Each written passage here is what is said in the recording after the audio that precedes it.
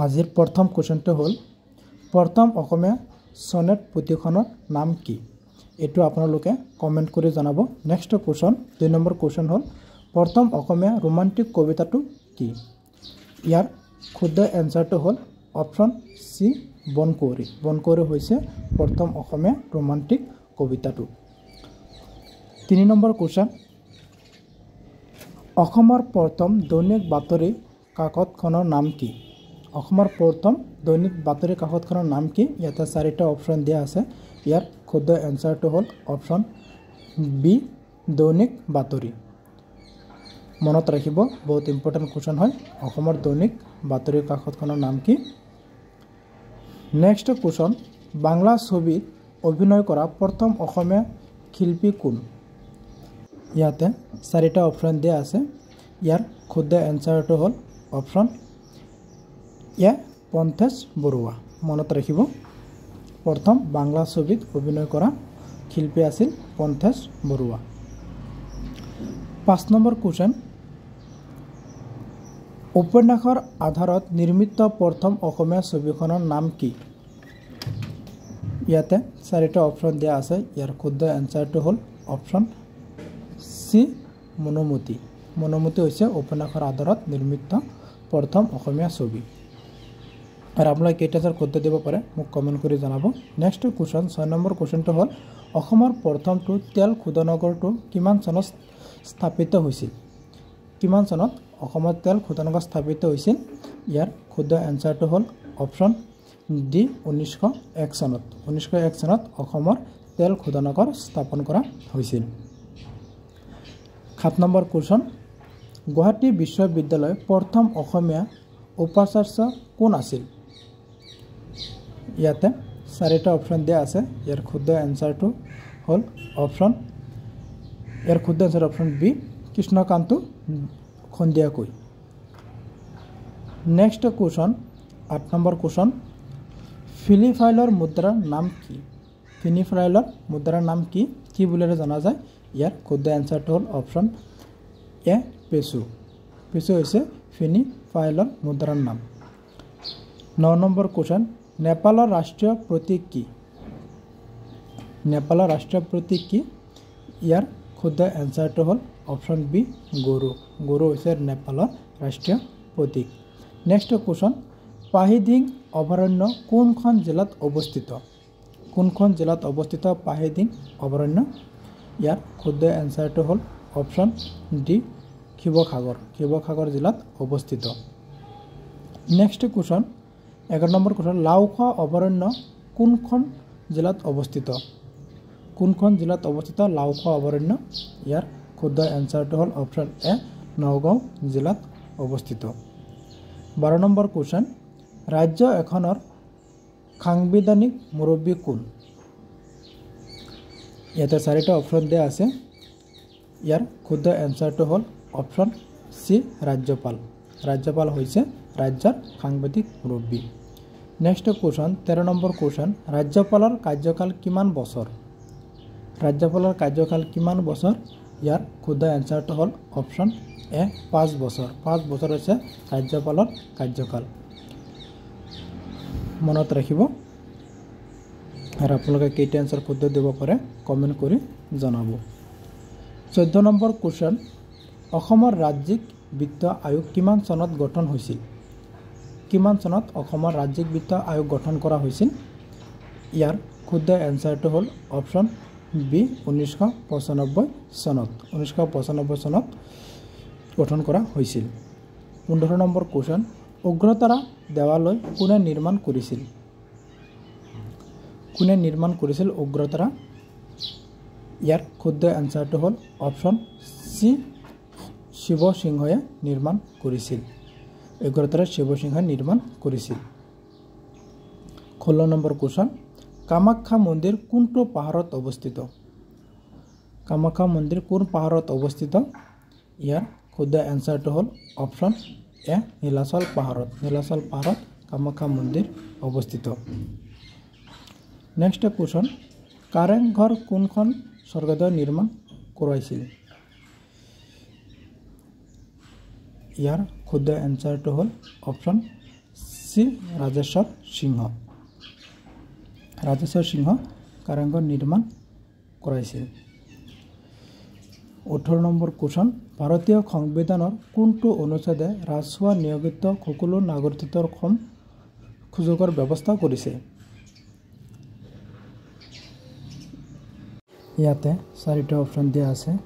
ইয়াৰ ভিতৰত শুদ্ধ এনচাৰটো হ'ল অপশ্যন এ, অনুচ্ছেদ 16 যোগৰ ব্যৱস্থা কৰিছে।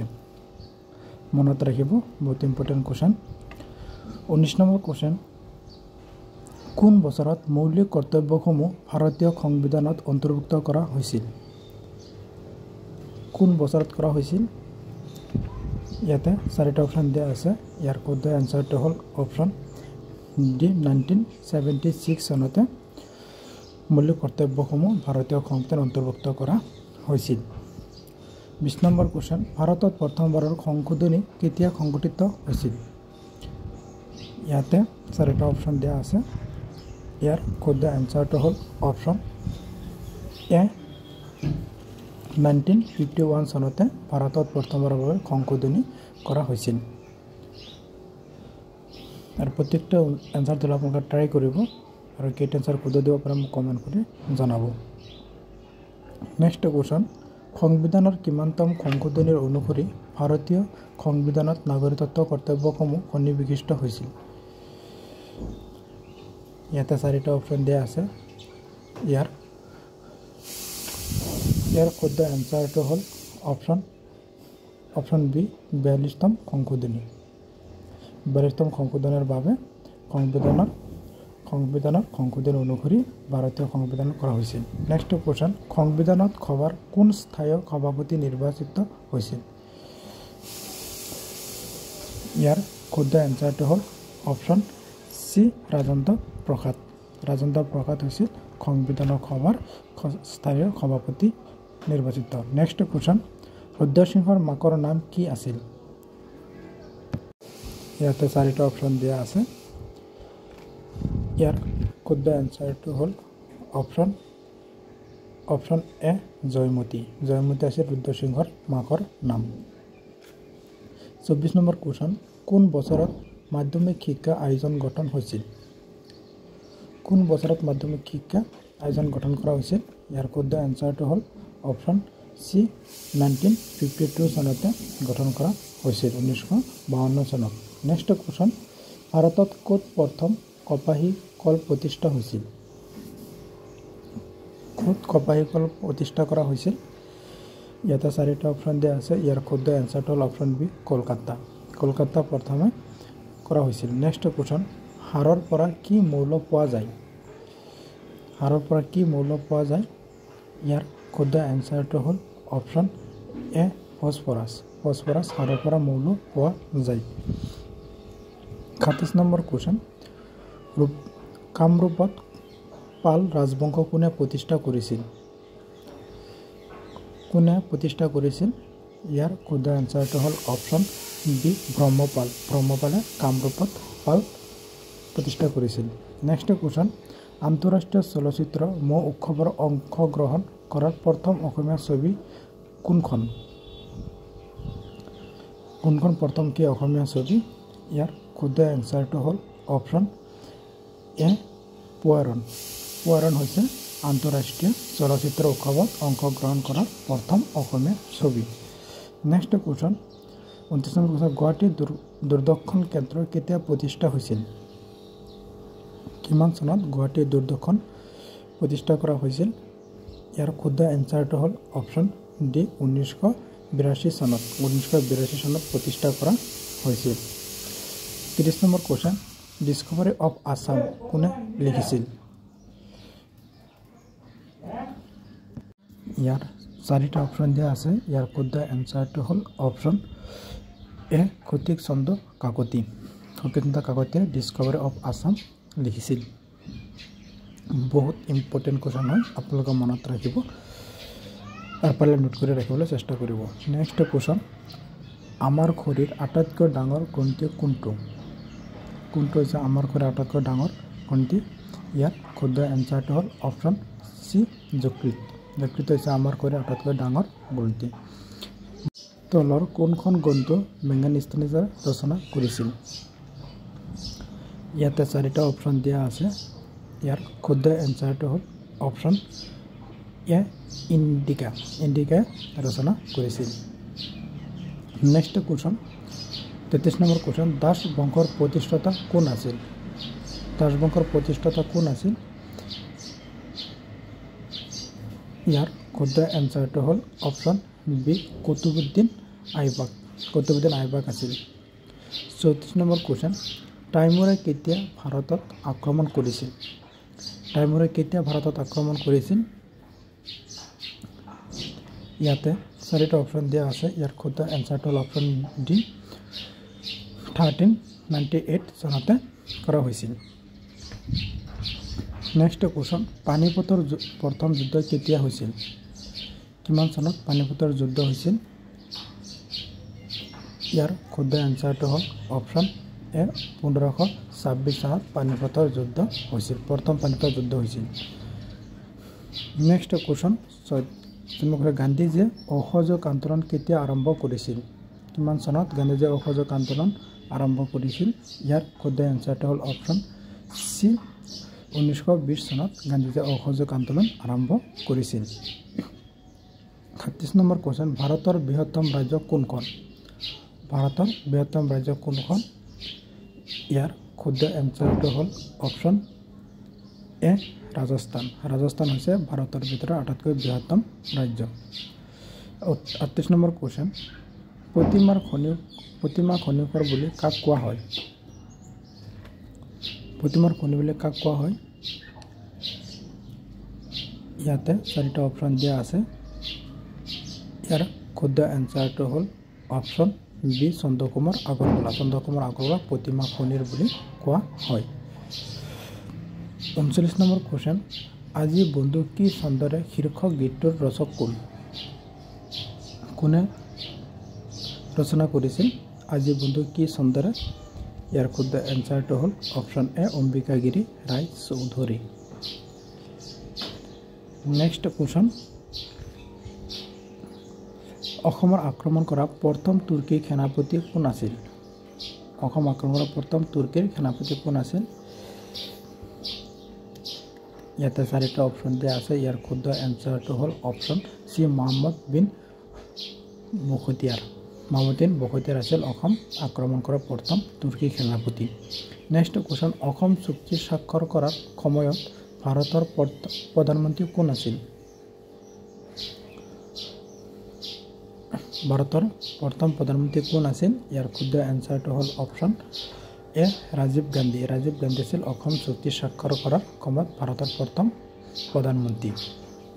42 নম্বৰ কুৱেশ্যন মণিৰাম দেৱানৰ সৈতে কাক ফাঁচি দিয়া হৈছিল? মণিৰাম দেৱানৰ সৈতে? বহুত সহজ কুৱেশ্যন। ইয়াৰ শুদ্ধ এনচাৰটো হ'ল অপশ্যন বি পৈলী বৰুৱাক ফাঁচি দিয়া হৈছিল।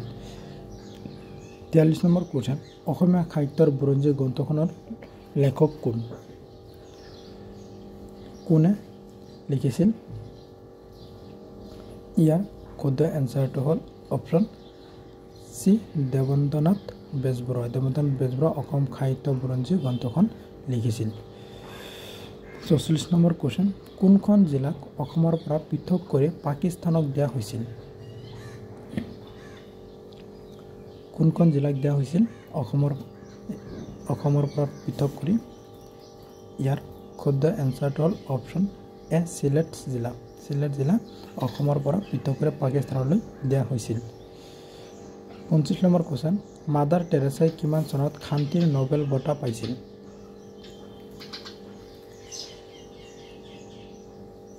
কিমান চনত পাইছিল শান্তিৰ নোবেল বঁটা? ইয়াৰ শুদ্ধ এনচাৰটো হ'ল অপশ্যন চি 1979 চনতে পাইছিল শান্তিৰ বঁটা। মাদাৰ টেৰেছাই শান্তিৰ বঁটা 1979 চনতে পাইছিল।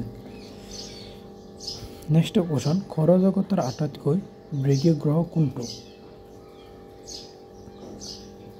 ইয়াতে 4টা গ্ৰহৰ নাম দিয়া আছে। ইয়াৰ শুদ্ধ এনচাৰটো হ'ল অপশ্যন এ বুধ গ্ৰহ সৌৰজগতৰ আটাইতকৈ বৃহৎ গ্ৰহ।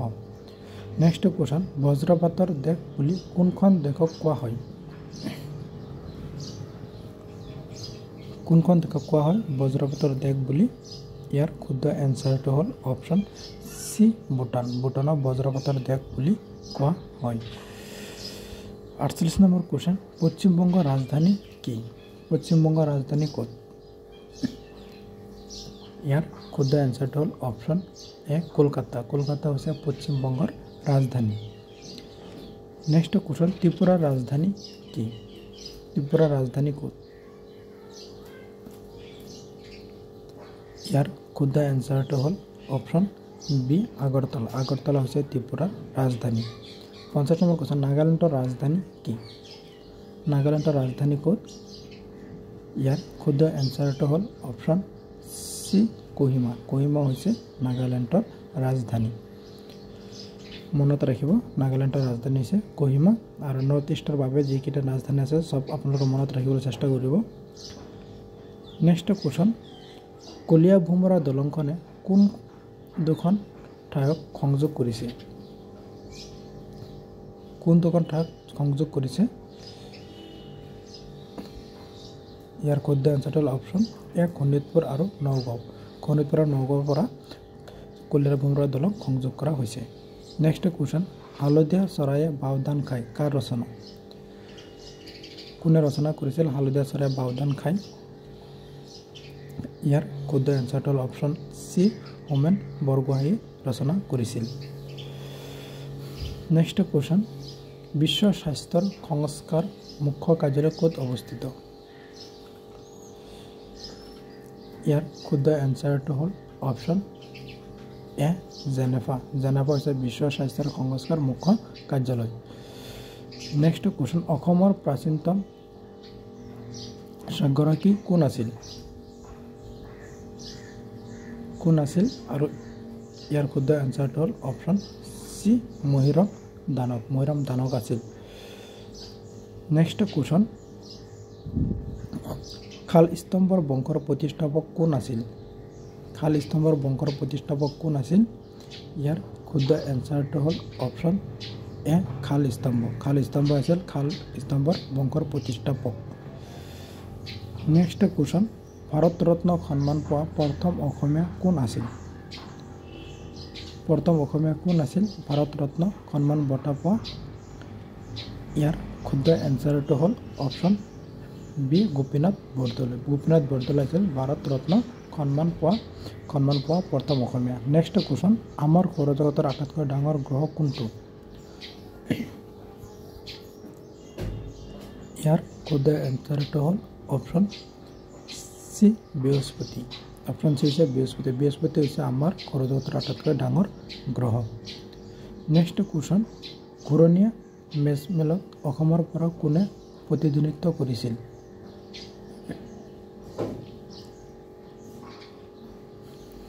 ইয়াৰ শুদ্ধ এনসাৰটো হ'ল অপশন ডি চন্দ্ৰধৰ বৰুৱা আছিল নেক্সট কোশ্চেন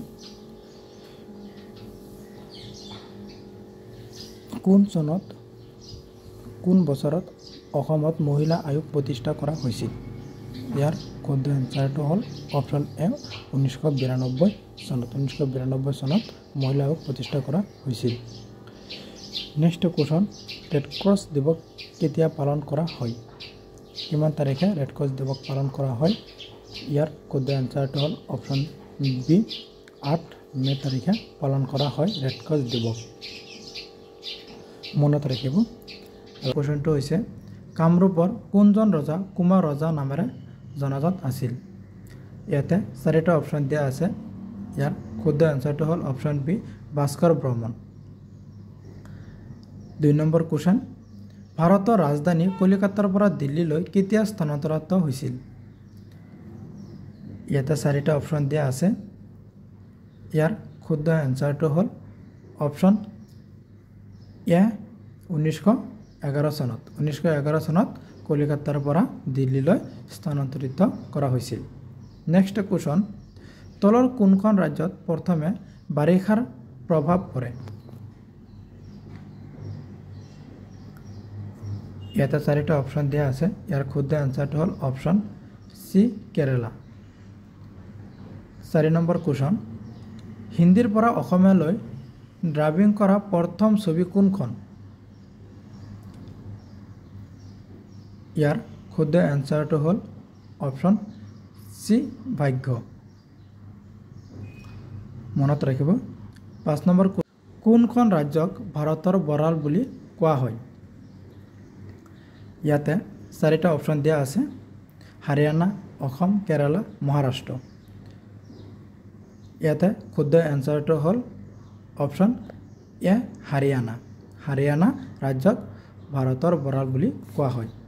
6 নম্বৰ কুৱেশ্যন, ভাৰতৰ সৰ্বাধিক কুঁহিয়াৰ উৎপাদনকাৰী ৰাজ্য কোনখন? কোনখন ৰাজ্যত কুঁহিয়াৰ খেত বেছি কৰা হয়? ইয়াতে শুদ্ধ এনচাৰটো হ'ল অপশ্যন ডি উত্তৰ প্ৰদেশত। উত্তৰ প্ৰদেশত কুঁহিয়াৰ খেত বেছি কৰা হয়। নেক্সট কুৱেশ্যন, ৰাজ্যপাল হ'বৰ বাবে ন্যূনতম বয়স হ'ব লাগে। ৰাজ্যপাল হ'বৰ বাবে কিমান বয়স লাগে? ইয়াতে শুদ্ধ এনচাৰটো হ'ল অপশ্যন এ 35 বছৰ। 35 বছৰ লাগে ৰাজ্যপাল হ'বৰ বাবে ন্যূনতম বয়স। 8 নম্বৰ কুৱেশ্যন, মুখ্যমন্ত্ৰীক কোনে নিযুক্তি দিয়ে? কোনে মুখ্যমন্ত্ৰীক নিযুক্তি দিয়ে? ইয়াতে 4টা অপশ্যন দিয়া আছে। ইয়াৰ শুদ্ধ এনচাৰটো হ'ল অপশ্যন বি ৰাজ্যপাল। ৰাজ্যপালে মুখ্যমন্ত্ৰীক নিযুক্তি দিয়ে। 9 নম্বৰ কুৱেশ্যন, সংবিধানৰ সভাৰ কোন স্থায়ী সভাপতিত্ব নিৰ্বাচিত হৈছিল? ইয়াৰ শুদ্ধ এনচাৰটো হ'ল option C Rajendra Prasad. 10 number question, ভাৰতীয় সংবিধানৰ কোনটো অনুচ্ছেদ সংবিধান সংশোধনীৰ লগত সম্পৰ্কিত? আৰু আপোনালোকে কেইটা এনচাৰ শুদ্ধ কৰিব পাৰে মোক কমেণ্ট কৰি জনাব। ইয়াৰ শুদ্ধ এনচাৰটো হ'ল অপশ্যন এ 368 অনুচ্ছেদ। 11 নম্বৰ কুৱেশ্যন, অসমীয়া ভাষা উন্নতি সাধনী সভাৰ জন্ম কেতিয়া হৈছিল? কিমান চনত অসমীয়া ভাষা উন্নতি সাধনী সভাৰ জন্ম হৈছিল? ইয়াৰ শুদ্ধ এনচাৰটো হ'ল অপশ্যন বি 1888 চনত জন্ম হৈছিল। 12 নম্বৰ কুৱেশ্যন, অসমৰ প্ৰথমটো বিধানসভা সমষ্টিৰ নাম কি? ইয়াৰ শুদ্ধ এনচাৰটো হ'ল অপশ্যন এ ৰতাবাৰী। 13 নম্বৰ কুৱেশ্যন, অসমৰ ডিগবৈ শোধনাগাৰ কিমান চনত স্থাপন হৈছিল? কিমান চনত অসমৰ ডিগবৈ স্থাপন কৰা হৈছিল? ইয়াৰ শুদ্ধ এনচাৰটো হ'ল অপশ্যন চি 1901 চনত। 1901 চনত অসমৰ ডিগবৈ শোধনাগাৰ স্থাপন কৰা হৈছিল। 14 নম্বৰ কুৱেশ্যন, অসমৰ প্ৰথমটো কাগজ উদ্যোগ কিমান চনত স্থাপন কৰা হৈছিল? কিমান চনত অসমৰ প্ৰথম কাগজ উদ্যোগ স্থাপন কৰা হৈছিল? ইয়াৰ শুদ্ধ এনচাৰটো হ'ল অপশ্যন এ 1971 চনত। মনত ৰাখিব, 1971 চনত অসমৰ প্ৰথম কাগজ উদ্যোগ কৰা হৈছিল। 15 নম্বৰ কুৱেশ্যন, অসমৰ মুঠ ভূমিৰ কিমান শতাংশ বনজ সম্পদে আগুৰি আছে? কিমান শতাংশই বনজ সম্পদে আগুৰি আছে? ইয়াৰ শুদ্ধ এনচাৰটো হ'ল অপশ্যন চি 35%। 35%য়ে অসমৰ ভূমি আগুৰি আছে। নেক্সট কুৱেশ্যন, ৰাষ্ট্ৰপতিৰ ৰূপৰ পদক লাভ কৰা প্ৰথমজন অসমীয়া পৰিচালকৰ নাম কি? ইয়াৰ শুদ্ধ এনচাৰটো হ'ল অপশ্যন এ নিপ বৰুৱা। 17 নম্বৰ কুৱেশ্যন, অসমৰ ৰাজ্যিক সংগ্ৰহালয় ক'ত অৱস্থিত? ক'ত অৱস্থিত? ইয়াতে 4টা অপশ্যন দিয়া আছে। ইয়াৰ শুদ্ধ এনচাৰটো হ'ল অপশ্যন চি গুৱাহাটী। গুৱাহাটী হৈছে অসমৰ ৰাজ্যিক সংগ্ৰহালয় অৱস্থিত। নেক্সট কুৱেশ্যন, অসমৰ ৰেচম শিল্পী কাৰখানা ক'ত আছে? ইয়াৰ শুদ্ধ এনচাৰটো হ'ল অপশ্যন এ জাগিৰোড। জাগিৰোড অসমৰ ৰেচম শিল্প কাৰখানা আছে। 19 নম্বৰ কুৱেশ্যন, সৈনিক স্কুলখন অসমৰ কোন জিলাত অৱস্থিত? ইয়াৰ শুদ্ধ এনচাৰটো হ'ল অপশ্যন চি গোৱালপাৰা। গোৱালপাৰা জিলাত অৱস্থিত সৈনিক স্কুলখন। 20 নম্বৰ কুৱেশ্যন, শৰাইঘাটৰ যুদ্ধ মোগলৰ সেনাপতি কোন আছিল? শৰাইঘাটৰ যুদ্ধত মোগলৰ সেনাপতি কোন আছিল ইয়াতে চাৰিটা অপশ্যন দিয়া আছে ইয়াৰ শুদ্ধ এনসাৰটো হ'ল অপশ্যন এ ৰাম সিংহ আছিল শৰাইঘাটৰ যুদ্ধৰ মোগলৰ সেনাপতি মনত ৰাখিব আৰু আপোনালোকে এই আনসাৰ শুদ্ধ দিব পাৰে মোক কমেন্ট কৰি জনাব আৰু ভিডিওটো সম্পূৰ্ণকৈ চাই থাকিব 21 নম্বৰ কোৱেশ্চন উত্তৰাখণ্ডৰ ৰাজধানী কি উত্তৰাখণ্ডত ৰাজধানী ক'ত ইয়াৰ শুদ্ধ এনসাৰটো হ'ল অপশ্যন ডি দেৰাদুন হৈছে উত্তৰাখণ্ডৰ ৰাজধানী 22 নম্বৰ কোৱেশ্চন তামিলনাডুৰ ৰাজধানী কি তামিলনাডুৰ ৰাজধানী ক'ত ইয়াৰ শুদ্ধ এনসাৰটো হ'ল অপশ্যন এ চেন্নাই হৈছে তামিলনাডুৰ ৰাজধানী 23 নম্বৰ কোৱেশ্চন ইৰাণৰ মুদ্ৰাৰ নাম কি ইয়াৰ শুদ্ধ এনসাৰটো হ'ল অপশ্যন বি ৰিয়াল হৈছে ইৰাণৰ মুদ্ৰাৰ নাম গ্ৰীজৰ মুদ্ৰাৰ নাম কি ইয়াৰ শুদ্ধ এনসাৰটো হৈছে অপশ্যন সি ইউৰো হৈছে গ্ৰীজৰ মুদ্ৰাৰ নাম 26 নম্বৰ কোৱেশ্চন 25 নম্বৰ কোৱেশ্চন সৌৰ জগতৰ কোনটো গ্ৰহ পৃথিৱী আৰু বৃহস্পতিৰ মাজত অৱস্থান কৰে কোনটো গ্ৰহে পৃথিৱী আৰু বৃহস্পতিৰ মাজত অৱস্থান কৰে ইয়াৰ শুদ্ধ এনসাৰটো হ'ল অপশ্যন সি মঙ্গল গ্ৰহ 26 নম্বৰ কোৱেশ্চন মানুহে ব্যৱহাৰ কৰা প্ৰথম ধাতুটো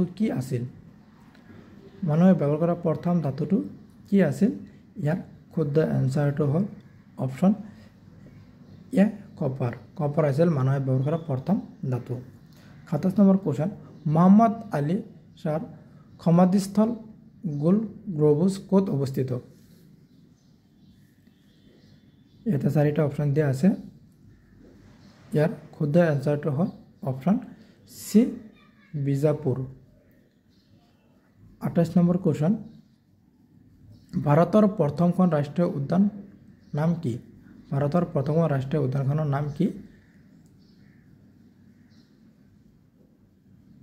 ইয়াৰ শুদ্ধ এনসাৰটো হ'ল অপশ্যন বি হেলালি ৰাষ্ট্ৰীয় উদ্যান হৈছে ভাৰতৰ প্ৰথম ৰাষ্ট্ৰীয় উদ্যান মনত ৰাখিব বহুত ইম্পৰ্টেন্ট হয় আৰু আপোনালোকে কেইটা এনসাৰ শুদ্ধ কৰিব পাৰে মোক কমেন্ট কৰি জনাব আৰু ভিডিও সম্পূৰ্ণকৈ চাই থাকিব আৰু মোৰ চেনেলটো সাবস্ক্ৰাইব কৰি ৰাখিব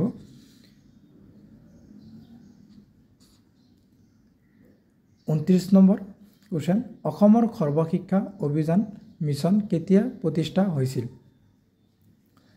কিমান চনত প্ৰতিষ্ঠা কৰা হৈছিল ইয়াৰ শুদ্ধ এনসাৰটো হ'ল অপশ্যন এ 2001 চনত 30 নম্বৰ কোৱেশ্চন ভ্ৰাম্যমাণ থিয়েটাৰৰ ৰচক কোনে ৰচনা কৰিছিল ভ্ৰাম্যমাণ ইয়াৰ শুদ্ধ এনসাৰটো হ'ল অপশ্যন সি অচ্যুত লহকৰ 31 নম্বৰ কোৱেশ্চন অঘৰী আত্মাৰ কাহিনী গ্ৰন্থখনৰ গ্ৰন্থকাৰ কোন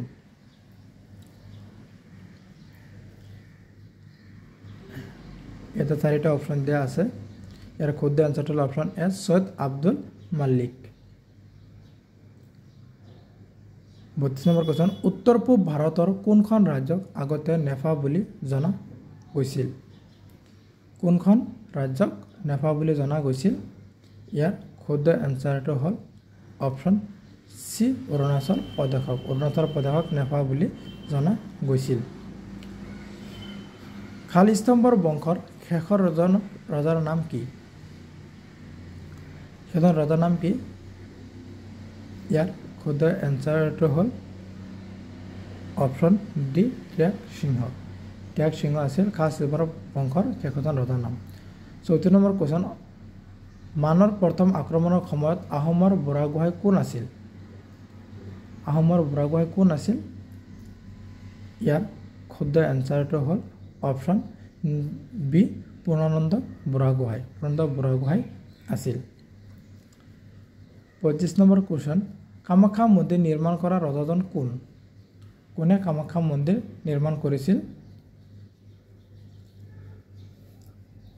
ইয়াৰ শুদ্ধ এনসাৰটো হ'ল অপশ্যন ডি নৰকাসুৰে কামাখ্যা মন্দিৰ নিৰ্মাণ কৰিছিল নেক্সট কুৱেশ্যন বুঢ়া ৰজা খাত আহোমৰ ৰজাজন কোন ইয়াৰ শুদ্ধ এনসাৰটো হ'ল option A Pratap Singha next question প্ৰথম অসমীয়া বাতৰি কাকত অৰুণোদয়ৰ প্ৰতিষ্ঠাপক সম্পাদক কোন ইয়াতে চাৰিটা অপশ্যন দিয়া আছে ইয়াৰ শুদ্ধ এনসাৰটো হ'ল অপশ্যন বি নাথান ব্ৰাউন মনত ৰাখিব নাথান ব্ৰাউন হৈছে প্ৰথম অসমীয়া বাতৰি কাকত অৰুণোদয় 38 নম্বৰ কুৱেশ্যন কেশৰী বাতৰি কাকতৰ প্ৰতিষ্ঠাপক কোন আছিল এই প্ৰতিষ্ঠাপক ইয়াৰ শুদ্ধ এনসাৰটো হ'ল option A Lokmanya Tilak next question নেদাৰলেণ্ডৰ ৰাষ্ট্ৰীয় প্ৰতীক কি ইয়াৰ শুদ্ধ এনসাৰটো হ'ল অপশ্যন বি সিংহ